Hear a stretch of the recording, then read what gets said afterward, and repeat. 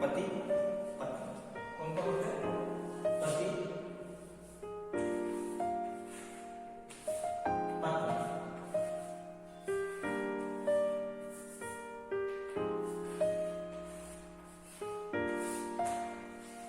इन दोनों में अगर से रिश्ते में कड़वाहट हो और वो दूर रहने लगे, है ना, कट जाए या दूर रहने लगे, उसे हम क्या कहते हैं?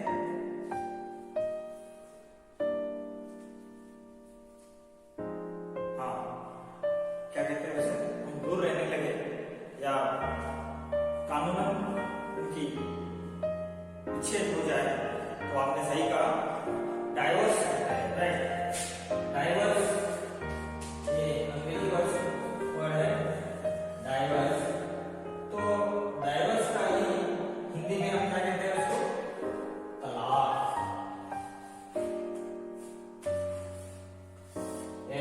ये जो शब्द है उसे ये उर्दू से आया हुआ शब्द है तलाक। तो तलाक के बदले हम हिंदी में कहेंगे विवाह विच्छेद। विवाह विच्छेद।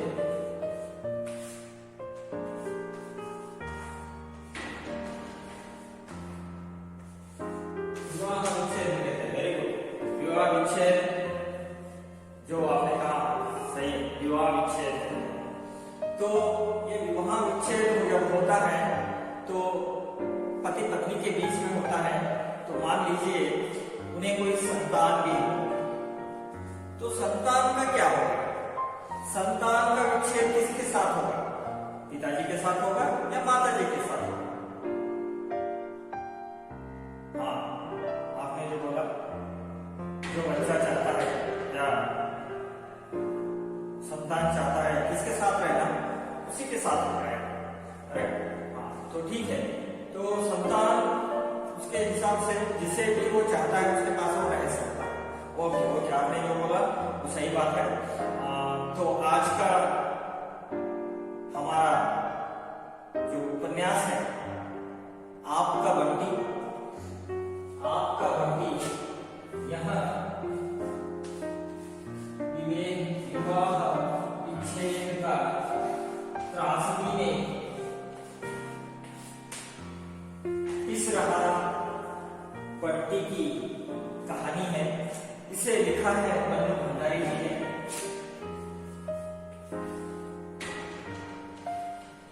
मन्नू भंडारी जी ने इसे लिखा है। मन्नू भंडारी जी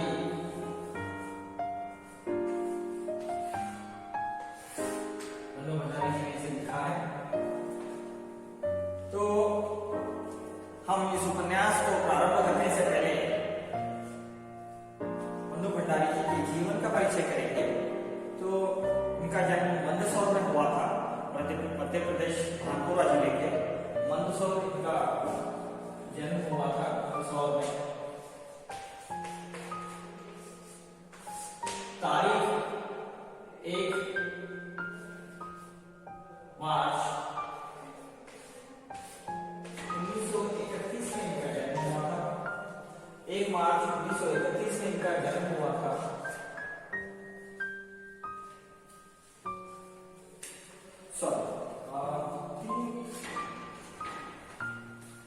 माफ कीजिए,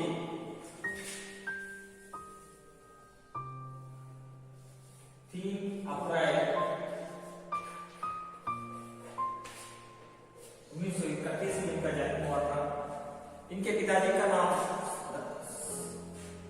संपत राय है और वे इनके कुटुंब में 5 संतान थे। उसमें सबसे छोटे संतान में यानी 2 लड़की 2 लड़कियां 3 लड़के, तो वो ये सबसे छोटी संतान संपत राय की। तो इनका जीवन प्रारंभ होता है कलकत्ते से। तो आपने यह भी सच है, जीवन चरित्र में वो कहते हैं, आपका पता वो कहते हैं कि मैं जब बड़ी हुई थी तो मुझे जहां तक मुझे याद है मेरी यात्रा मैं कलकत्ते से ही प्रारंभ करना चाहती हूँ, जो कि संपत राय की हवेली पर दूसरे मंजिल पर वो हिंदी की भाषा हिंदी भाषा परिच्छेद का निर्माण किया है। हिंदी भाषा परिच्छेद का निर्माण का श्रेय इनके पिताजी संपत राय को जाता है। तो ये साहित्यिक दृष्टि से देखा जाए तो साहित्य की रचना के लिए मन्नू भंडारी जी को संपत राय का बहुत बड़ा एक योगदान हम कह सकते हैं। मन्नू भंडारी जी का विवाह राजेंद्र यादव के साथ हुआ था, जो कि विमर्शकार है, साहित्यकार है और कलाकार भी हम उन्हें कह सकते हैं। तो ये और मन्नू भंडारी जी और दोनों मिलकर 1 इंच मुस्कान का उपन्यास का उन्होंने सृजन किया था। उस उपन्यास में नारी पात्र को मन्नू भंडारी जी ने लिखा और पुरुष पात्र को राजेंद्र यादव जी ने लिखा है।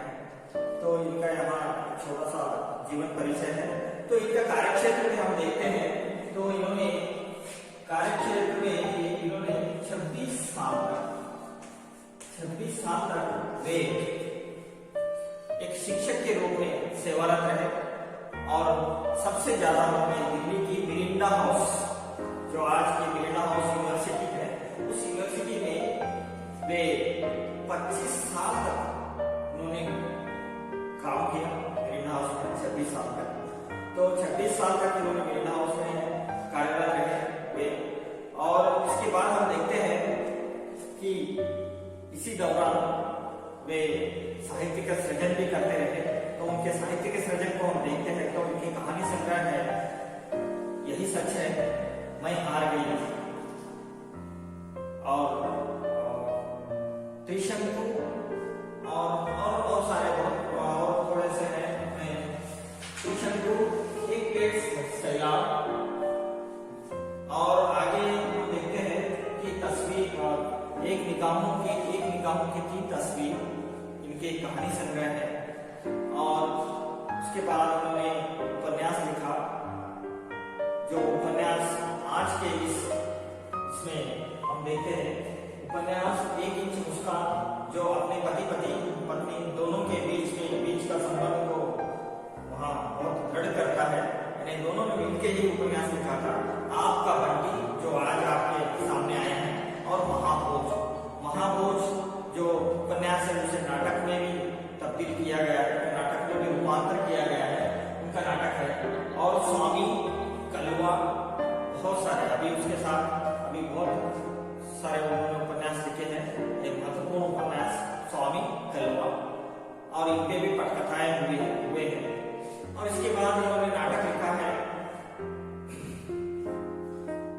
बिना दीवारों के घर और महाभोज, जो पहले मैंने कहा था वो नाटक के रूप में रूपांतर हुआ है।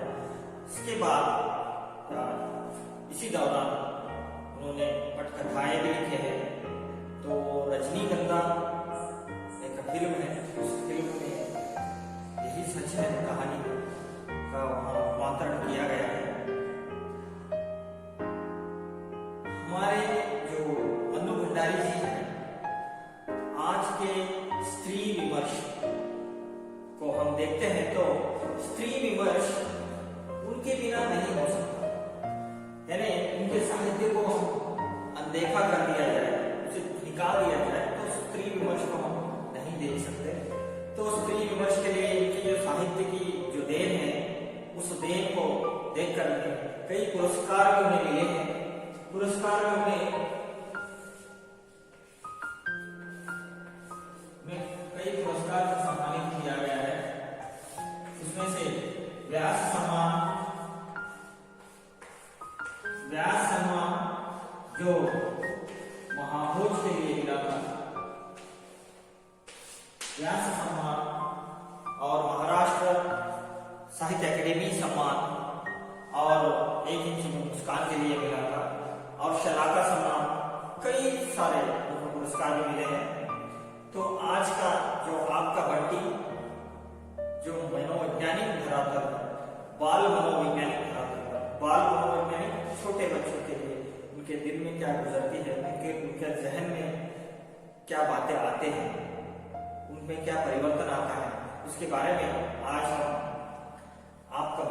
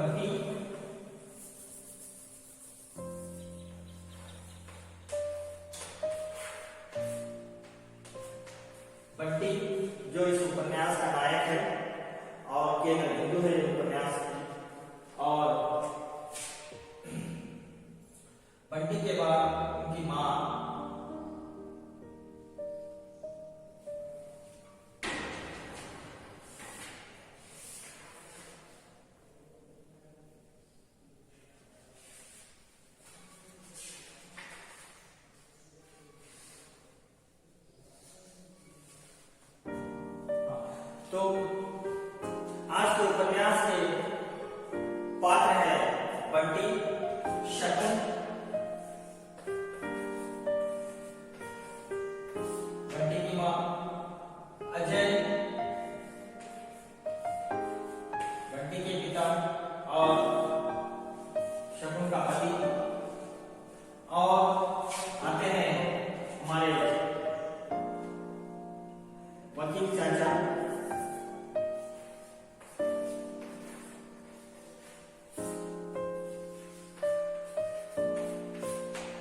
टीटू,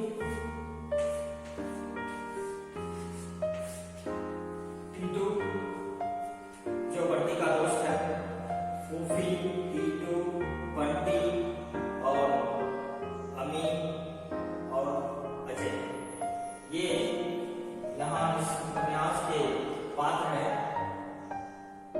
तो जोत, अमी और जोत। तो टीटू के बाद अमी,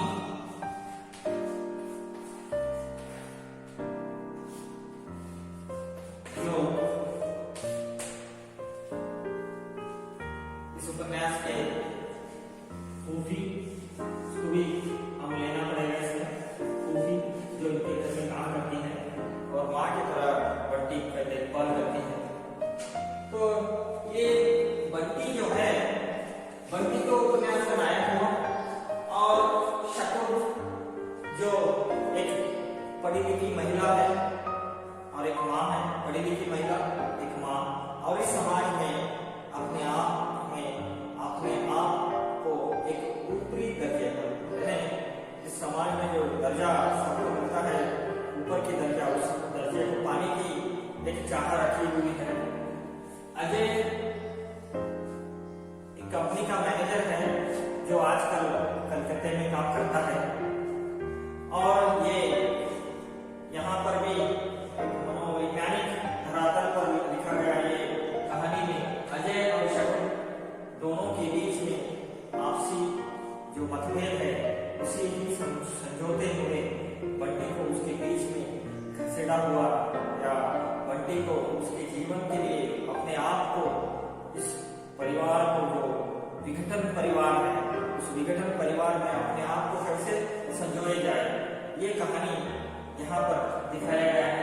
वकील चाचा जो शकुन और अजय है, इन दोनों के बीच की एक कड़ी है। उनसे जो भी बातचीत होते हैं वो वहां पर आके बताते हैं, और कानूनन जो भी काम है, या कानूनन जो भी क्या कह सकते हैं उसको हम लोग, तलाक की जो भी प्रोसीजर्स या सम्मान जो भी काम है, और उसके वो वकील चाचा करते हैं। टीटू बंटी का दोस्त है। टीटू क्या है? बंटी का दोस्त है। अमी और जोत, हाँ, यहाँ पर अमी और जोत और फूफी। अमी और जोत जो है डॉक्टर जोशी के अमी और जोत डॉक्टर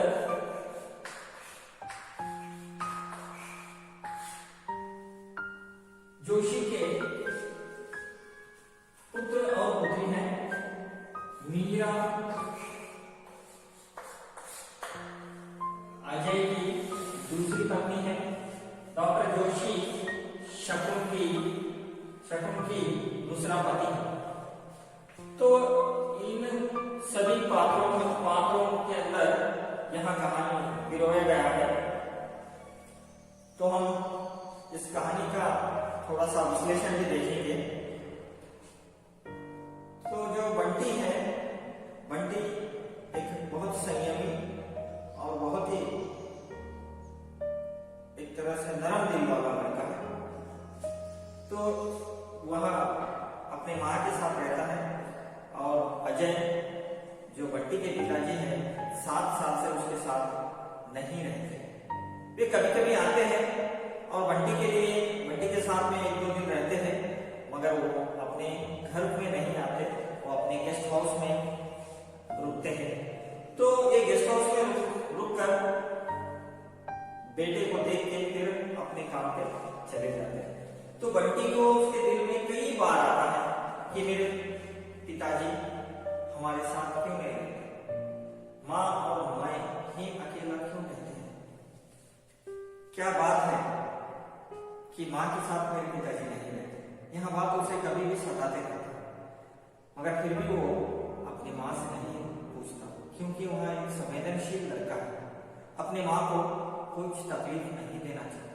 वो सोचता है कि मैं कुछ पूछूं तो मेरी माँ परेशान हो जाए या मेरी माँ दुखी हो जाएगी, मैं उसे नहीं पूछूंगा। यह सोच के वो अपनी माँ जो शकुन है, शकुन के साथ रहता है और अपना जीवन यापन करता है।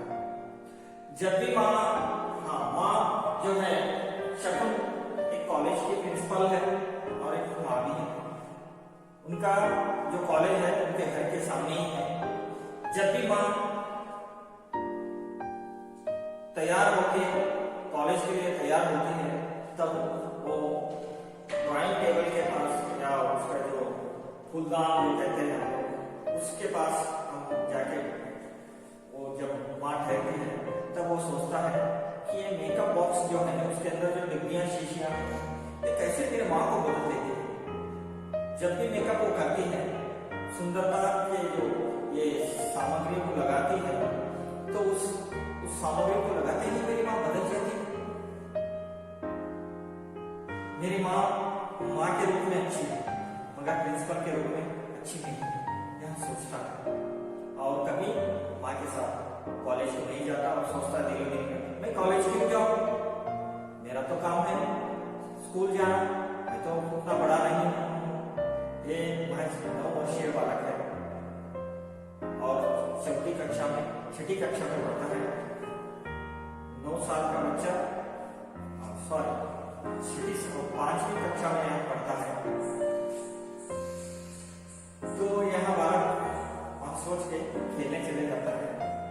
वहाँ खेलते खेलते एक दिन प्रसंग ऐसा आता है कि उसका जो दोस्त है टीटू जो है, टीटू के साथ ही वो बहुत खेलता है। तो टीटू उसे कहता है, बंटी तुम्हारे माँ बाप का तलाक होने वाला है। तब उसे तलाक सुनाना पता चलता है। ये तलाक क्या होता है?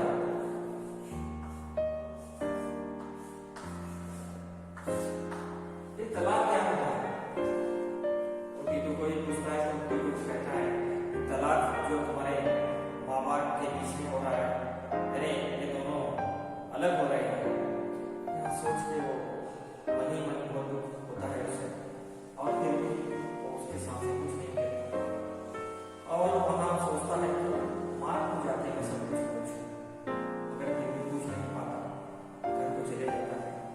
फिर दूसरे दिन जब खेलते रहता है तो वकील चाचा, जब भी वकील चाचा आते हैं तो बहुत सारे सामान उसे ला के देते हैं, अपने पिता का भेजा हुआ सामान, मगर आज उन्होंने कुछ नहीं लाया। तो माँ बाप की जो प्यार होता है वो खिलौने से ही होता है। हम लोग सोचते हैं कुछ ना कुछ हमारे बच्चों को हम देते हैं तभी वो प्यार करते हैं। तो इसलिए कभी भी आता है तो वकील चाचा आते ही बहुत खुश होता है, आज मेरे लिए खिलौना है। मगर आज वकील चाचा आए हुए हैं माँ को मिलने के लिए, मगर मैं कोई खिलौना नहीं है। मगर उसके अंदर कुछ उत्सुकता है कि जब भी वकील चाचा आके जाते हैं तो माँ बहुत उदास हो जाती है, तो ये क्यों होती है वैसे? तो आज वो चोरी से जाकर उनकी बातें सुनना चाहता है और वहाँ धीरे से जाके दीवार पर कान लगा के उनकी बातें सुनता है। तब उसे मालूम हो जाता है कि मेरे माता और पिता के मेरे मम्मी अम्मा, कभी मम्मी बुलाता है कभी अम्मा बुलाता है। तो जब भी हमें अम्मा बुलाता है तो बहुत प्यार से बुलाता है, मम्मी वो वैसे ही बोलता है। तो अब हमारे माता पिता के बीच में जो संबंध है ये नहीं जुड़ सकते, ऐसे उसे प्रतीत होता है इन बातों को सुन के। और छुप के सुन रहा था ये बात भी हमारे शकुन को मालूम हो जाता है। शकुन उसको समझाती है और वो अपने काम में रह जाती है। तब वो सोचता है कि माँ तो बहुत परेशान है, तो मुझे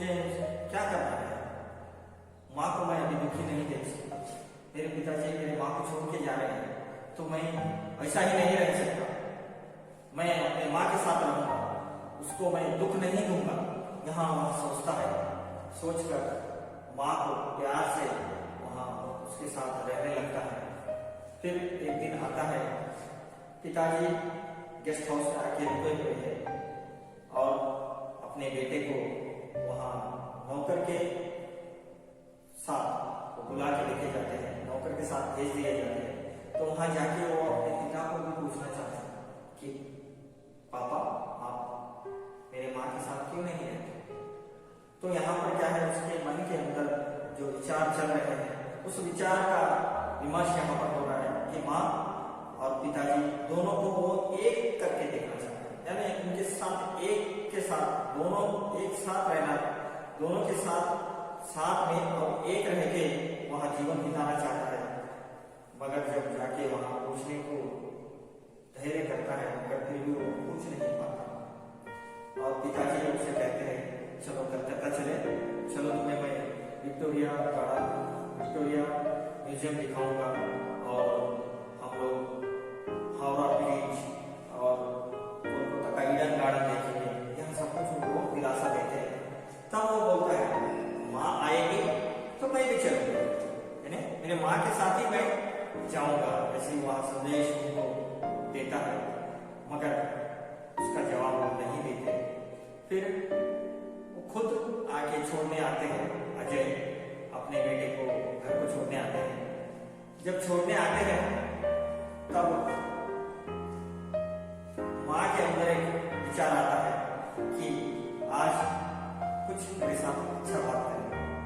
मगर जब अजय आता है तो जैसे कि कोई दूर के कोई हमारे मुलाकाती या कोई हमारे रिश्तेदार हो, वैसा वो बात करता है, अपने बेटे को छोड़ता है और कहता है कि कल कोर्ट में हम दोनों को जाना है, हमारी सुनवाई 2 नंबर पे है, तुम जल्दी आ जाओगे तो पूरा काम जल्दी निपट जाएगा। तो यहाँ सुनकर शकुन का दिल और बढ़ जाता है और हमारे अजय साहब निकल जाते हैं। दूसरे दिन जब सुबह उठते हैं तब वो जाने के लिए तैयार हो जाती है। तब बंटी उसके साथ जाना चाहता है। बंटी के दिल में क्या है, कोर्ट में क्या होगा, क्या बातचीत होगी, यहाँ वो जानना चाहता है। फिर भी माँ क्या कहती है, नहीं, वहां पर बहुत धक्के खाने पड़ेंगे और वहां पर बहुत इंतजार करना पड़ेगा, तो मत आओ। तो उसे साथ में नहीं लेके जाती। फिर बाद में जब शाम को आती है तब माँ के दिल में फिर भी बहुत उदास और पूरा उसका मन सब कुछ उतरा हुआ है। तो वहां बंटी को पूछती है कि तुम कल जो तुम्हारे पिताजी के साथ गए थे तो उन्होंने आपसे क्या कहा। तो वहां इस बात को सुनकर वो कहती है, बंटी बोलता है, नहीं माँ मुझे बताओ आज कोर्ट में क्या हुआ। तब वो कहते हैं, होना क्या है, सब कुछ खत्म हो गया, हमारा तलाक का मंजूरी लगभग होने में या तलाक होने में सब कुछ काम हो गया। तो इस उदास इस सूचना को व्याख्या को सुनकर बंटी भी दिलो दिल बहुत दुखी होता है। तो ये घटना होने के बाद कुछ दिन के बाद सीख दौरान डॉक्टर जोशी जो चिकित्सक है, ये शकुन को चाहते हैं। उनके भी 2 बच्चे, एक कौन है, उनके 2 बच्चे सूफी और अमी और जोत उनके 2 बच्चे हैं। अमी और जोत के साथ वो शकुन को अपना पत्नी बनाना चाहते हैं और वे आकर गाड़ी में आकर शकुन को अपने घर को लेके जाते हैं। तो एक बार वो बंटी के साथ उनके घर को जाता है तो बंटी पीछे सीट पे बैठा हुआ है और शकुन आगे जोशी के पास बैठी है, ड्राइविंग सीट के पास बैठी है। तो वहां देखकर बंटी को अच्छा नहीं लगता, यानी अपनी माँ को परपुरुष के साथ देखकर अच्छा नहीं लगता। फिर भी वो उनके साथ जाता है और उनके घर में जाके उनके बच्चों के साथ, अमीन और जोत के साथ खेलता है। वहां पर भी एक छोटा सा झगड़ा हो जाता है कि उसके खिलौने उन्होंने दिए। इस बात के बाद वो फिर अपने घर को वापस आते हैं। इधर जो अजय है, अजय मीरा के साथ भी आता है और शादी हो जाती है। तो जो जोशी है, डॉक्टर जोशी के घर को जो शकुन बंटी के साथ जब शादी के बाद जाती है तो वहां का वातावरण उसे अच्छा नहीं लगता और वो शकुन को यानी अपनी माँ को जोशी के साथ देखना उसे मंजूर नहीं है और वो उस रिश्ते को कभी नहीं मानता, यानी उसे वो रिश्ता पसंद नहीं है, वो उसे नहीं मानता। और बाद में जाके क्या हो जाता है कि वहां पर हर बात को कभी भी गुमसुम रहता है, अपने घुटन में रहता है, किसी से बात नहीं करता। यहाँ देख के बहुत ही वो बेजार हो जाते हैं और मैं इस बेजारगी को देखकर माँ के अंदर माँ की ममता जाग उठती है और वो सोचती है कि मैं इसे रख कर कुछ गलत तो नहीं कर रही और एक तरफ लगता है कि मैं अगर से बंटी की तरफ ध्यान दूंगी। नमस्कार दोस्तों, कैसे हैं आप? अच्छे? तो आज हम अपना पाठ प्रारंभ करने से पहले मैं आपसे एक दो चार प्रश्न और मेरे अनुभव आपको बताना चाहता हूं। आज मैं आपसे दो प्रश्न पूछता हूं कि पति पत्नी का संबंध दूर हो जाता है, संबंध दूर होना यानी दोनों अलग अलग रहना, कानूनन उसे हम क्या कहते हैं? डाइवोर्स। राइट, आपने सही कहा, डाइवोर्स कहते हैं। तो उसको हम हिंदी में तलाक, हिंदी में विवाह विच्छेद और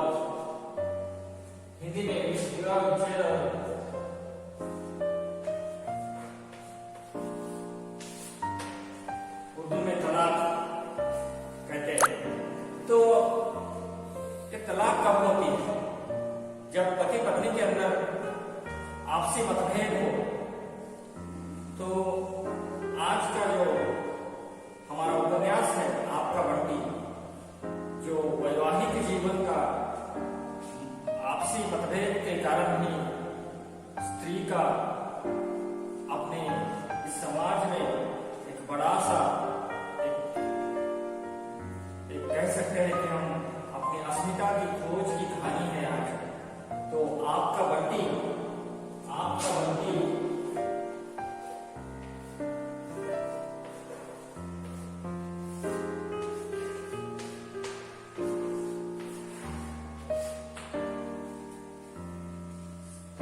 श्रीमती मन्नू भंडारी जी का लिखा हुआ आपका बंटी यहाँ एक मनोवैज्ञानिक कहानी है।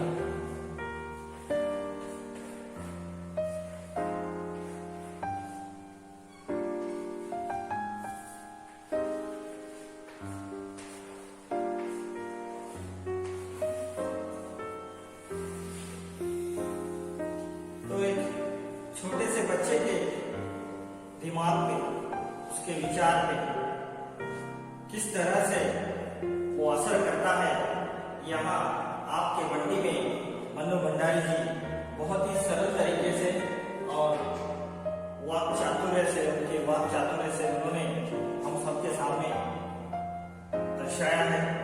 इस आपके बंटी उपन्यास को प्रारंभ करने से पहले एक छोटा सा परिचय मन्नू भंडारी जी का किया जाए। मन्नू भंडारी